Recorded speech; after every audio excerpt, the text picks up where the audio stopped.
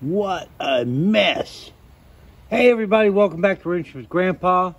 We're just kind of experimenting a little bit here. From our last video, showed you guys that I pulled the drive shaft because it's got to be dealt with as well.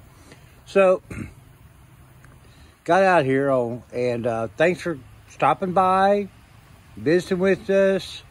Please like, share, comment, give me the name of some rich old spinster that's got more money than good sense. Whatever. Thanks, guys, for being here. This thing, like everything else in the car, under the car, around the car, is a 60-year-old car.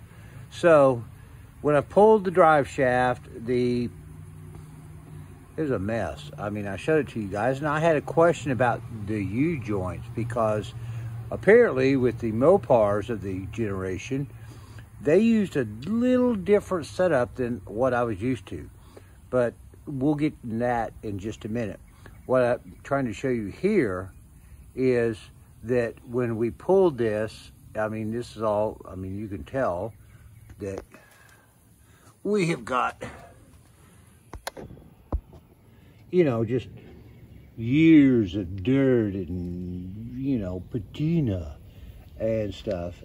Fortunately, the drive shaft seems to be in great shape, but it was just covered in rust and crud, and this, excuse the vibration here, this was just, it's rust pitted, it's mess. We're going to try to clean that up. I'm going to use a 2000 grit emery paper on it, but initially I got thinking, instead of trying to come in here and do this dry, why not give ourselves a little more help? So, got the Meguiar's all-wheel cleaner, which is basically an acid-based product that directs at, metal. And I've used this for a number of things, non-sponsored. God, I wish they would. But if you guys are looking to get like iron oxides and stuff out of your clear coat and your paint, you can use this. It's not advertised, but if you read the directions, it is safe to use on most finishes. Now, be cautious because there are some exotic finishes out there with clear coats and ceramic coatings and wraps and everything else. But if you're just doing something like I normally do with a single or a two-stage paint setup, it works great. And if you go in there, hit your surface with that, let it set, let it turn purple. Go in there, pressure wash that surface off, then hit it with your clay mitt or something like that. You'll be amazed. So anyway, back to this. So I thought, okay, instead of getting involved in doing all the archaeological stuff with the sandpaper and the chisels and wire wheel, let's do a chemical on it first and see how that looks. So maybe we can reduce the actual hands-on stuff that we've got to do with it. So I'm going to try to set you guys over here. We're going to rinse this thing off and take a look-see.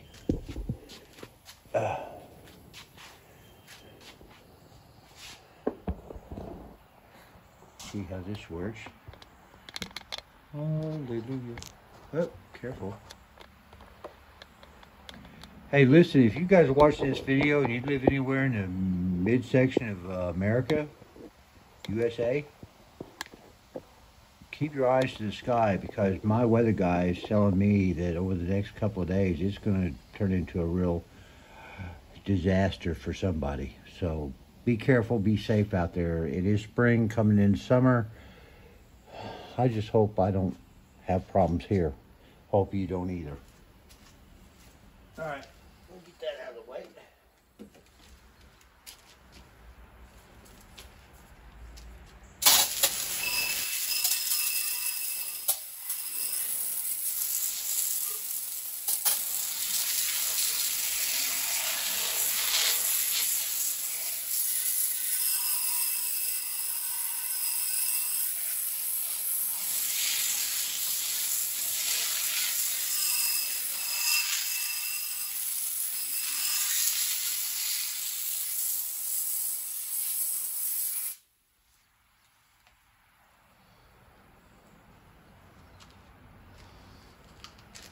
Now we're going to go ahead and give it another treatment, let it set and soak, and while that happens, I'm going to kind of give you a quick update on, I don't know, whatever.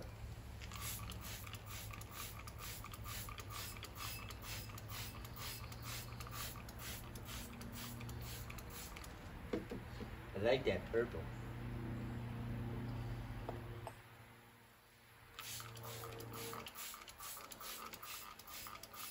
Now this isn't probably the most cost effective. I mean, this stuff's not cheap, but I'll tell you what, I'll spend the money for a product that works, and this always has, for whatever application I've tried it for.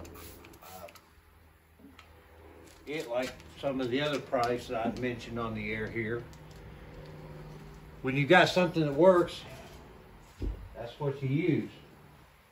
And if you really like it, and it works really well, you know, you give a shout out to the company, and hopefully the people that are listening and watching and buying the products understand. You know, I don't have the money or the time to deal with products that don't work. Certainly don't have the budget for it. God, look at that, man. It's just, yeah. Yeah, we're definitely going to let that cook for a little while. But it's amazing already. This is looking so much better. I was really concerned that I was going to have issues with this. The tail shaft out of the transmission because of the rust. But I honestly believe we're going to be able to save that. You know, do the right thing in polishing out that with some, you know, fine emery. So I'll be dealing with that. You know, right now everybody's gone but me and the shop dog. The shop dog's taking a nap, so I'll be working on that. But as part of that, what I wanted to talk to you about was regard to something that I questioned in my last video, was the fact that the way the U-joints and the cups mounted into the yoke. And see if I can zoom back here a little bit. So, like I said, I grew up primarily with Ford, Chevy products, you know, GM, that kind of stuff. And always the U-joints sat recessed inside the yoke, and there's a retainer, you know, lock clip on the outside of the cup, between the cup and the outside of the yoke frame. Well, apparently, at least in this vintage, and I didn't even realize it all, and my son and I got to looking at this and talking about it today, so, there is a retainer clip, but it's on the inside, not the outside.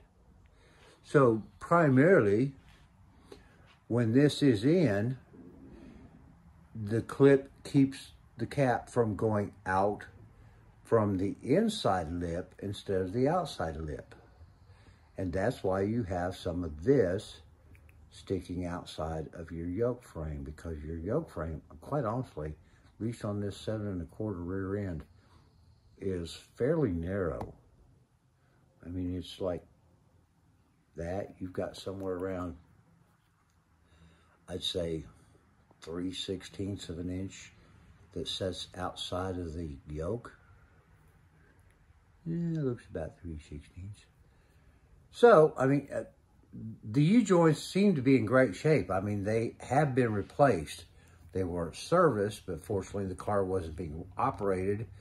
And so all of the pin bearings and everything, although we're going to get them cleaned out, get some fresh grease in them, we're going to reinstall the grease zerks because they're not installed properly and they were never used. So we're going to make sure that everything's good, and hopefully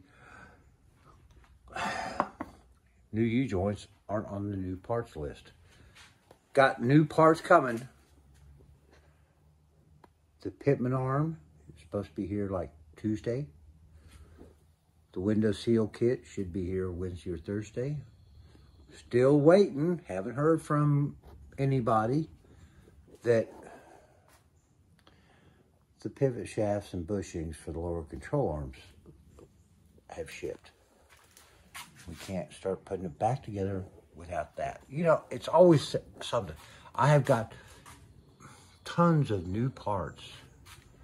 And yeah, some of them I could probably go ahead and put on now, but